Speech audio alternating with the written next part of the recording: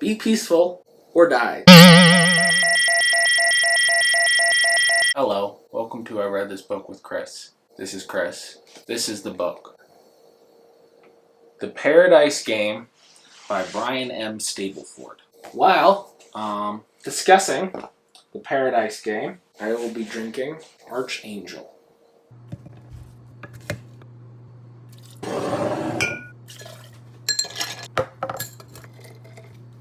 Very nice. Alrighty. So the Paradise Game. Apparently this is part of a series, Star Pilot Granger number 4. A lot of these old sci-fi come in series, but it doesn't really matter if you read all of them. They're not really designed for you to read them all, but it does help if you do. For example, they bring up characters. Granger is a pilot of a starship and he has his crew, and as the crew are brought into the picture, there's not a whole lot of description about who they are or why they are there or anything like that. And they are referenced other times. They do reference things that happened in previous stories, but none of those really matter. I do kind of prefer it this way, where you're sort of dropped in, versus a lot of more modern books. Every character that you read about in a book that isn't the first book, when they are reintroduced, they then go and they do a whole lot of that work for you to reintroduce them, which is quite a bit. I'm not a huge fan of that. And it's funny because a lot of those books, I feel like you need to be paying attention and reading the whole thing. Like Harry Potter, you could jump in later books, but it doesn't really make a whole lot of sense too.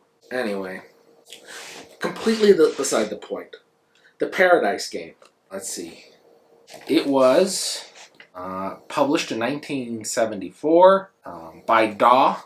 Daw is, let's see, if you buy old sci-fi, you will see the name Daw quite often, and they are known for their yellow spines, very yellow. You'll often see them sun faded, where it becomes different shades, but it's a pretty bright yellow. They're relatively cheap books, and generally not the highest quality of literature. But that doesn't mean that it's not worth reading. So the Paradise Game. If this world was even, in what guise was the snake? Heaven and or hell. In a galactic economy, the sheer abundance of everything makes tangibles almost worthless. The real fortunes, the fortunes that buy and sell worlds and suns and peoples, are not founded upon the trading of things, but on dealing in services. The Paradise Game was a golden stairway to galactic power because it sold ways of life. A rich man can't take his worldly wealth to the kingdom of heaven, but he can use it to bring the kingdom of heaven to him. Everybody can play the Paradise Game. You just hop into your ship and you go looking. That's easy. The tough part of the Paradise Game comes when you found it. Then you have to use it. And that's the situation Granger and the Hooded Swan found themselves in on the planet Pharos. Granger and his ship are working for and under this man, Charlotte. This is a universe where there are different empires that come together and work together to take over space and to keep growing. Humans have come and they keep expanding, and as they do, they've met other species, but no other intelligent species. Other peoples that are somewhat human, but not no one who actually is human or has any intelligence, really, more than a dog or a cat. Human civilization is broken up into different empires that seem to work together, where they all are in charge of different aspects of civilization. Granger and his ship are working for Charlotte, who is basically working as the law, on a world where a corporation has found the world and has decided this world is paradise, and they're going to make it into basically a vacation destination. However, some hippie conservationist activists come and say they can't do this because these creatures on this world that are human enough.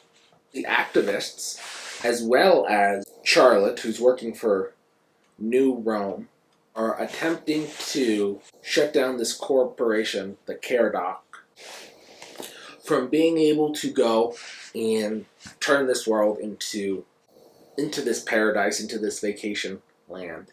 And as they do, they realize life on this world works in a very different way than life on Earth or on the other planets.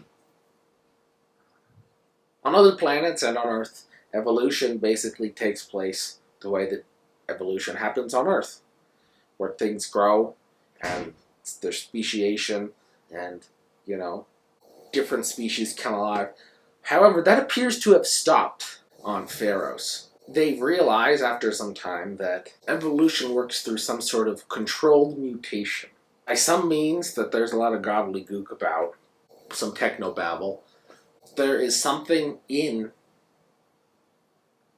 it's not a consciousness inside the DNA that makes the changes that is necessary in order to create a stable planet.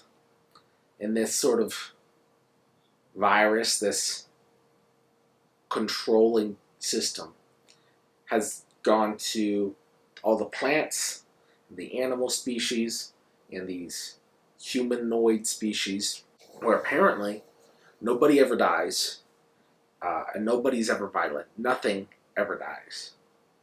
Apparently, these creatures don't even eat the plants, but the plants produce some sort of milk, where they go and they sort of suck on these fronds, these vine-type things, which give them their milk, which they are able to survive on. And every species, every animal survives in a similar way. And since this world has made itself non-violent and stable through this, when humans come and try to take over the planet and control it in their own way, the planet, this form of life on the planet, figures out, how do we stop these humans?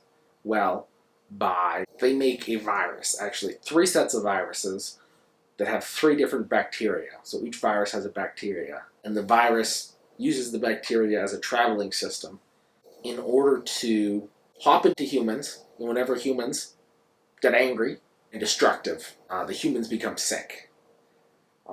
Where, depending on how violent you get, the sicker you get until you eventually die. This is a peace virus. Be peaceful or die.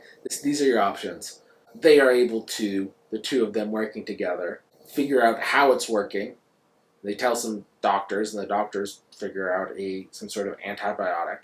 At which point, the planet is cordoned off. People are no longer allowed to go there because this plague is so dangerous.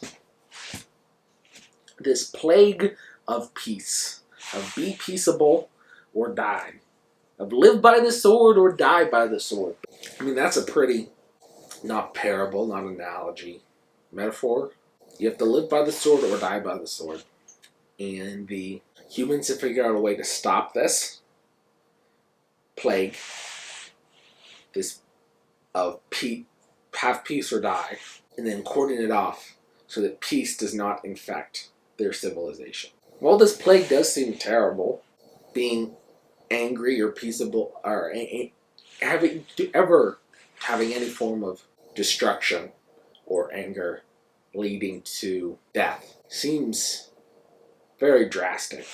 There's confusion when the humans first land on Pharos as they're trying to figure out this biology, because it appears as if not only are all of the plants female, but all the animals are female. Everyone's female. Sex no longer exists.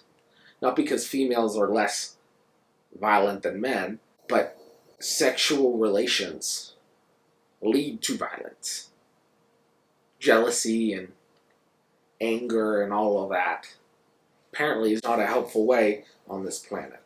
I don't know about you, but that doesn't sound like a great place to me. You can't cut down a tree to make wood. All of these creatures live basically in caves. No fire, because fire is destructive. No nothing. They've shorted out. They've stabilized in a way that's probably dangerous. I don't know. That's not the right word. What would Eden be like if Eden was a place with no death of any sort? What would heaven look like if heaven is a place with no death or anger or violence of any sort? Can humans exist in Eden or in heaven? Or are we doomed to hell to death because we cannot live in Eden? The book ends with this. Granger is talking to Charlotte, trying to understand what's going on here. Trying to also understand the political game that's happening between these different parts of civilization, New Rome, and Caradak, which is a corporation, and what's going on here. But he, Charlotte, had the last word on Pharos and the events associated with it. The Caradoc Company is playing the Paradise game from the wrong angle, he said. The primitive Earth model of Paradise is no use. That Paradise game was fought to a standstill a very long time ago. We had our unspoiled Earth once, you know. We had the primitive Garden of Eden. We lived in it. We played the game to its conclusion then. We know the result. It was Paradise versus civilization. Paradise lost. Charlotte, the representative of New Rome, saying it's civilization versus Paradise. Paradise is already lost. Which is why he thinks civilization is stronger than corporation, some sort of corporatist structure. So the Paradise game is, like I said, it's not going to be a great piece of literature. There's a reason why people forgot about it. Right, it's not a big thing. It doesn't make the list of the top 100 sci-fi novels you need to read. But I do think it's actually pretty good. It's 160 pages, 158 pages. It's short read. He just plays with this idea, with a couple of different ideas. Paradise versus civilization, civilization versus corporations. Can corporations take over and run while governments and empires, will they be more powerful than them? With a lot of fun sci-fi ideas, like we assume Darwin's evolution is the only way evolution works. What if something else can make evolution work? A different set of rules, a different set of ground rules, which if they existed, would end up with different results. It's a fun little book. I would pick it up if you see it. If I find more by Brian M. Stableford, I'll pick them up. I do enjoy this, the book in the series. I think, those other books would be fun. Yeah, thanks for watching.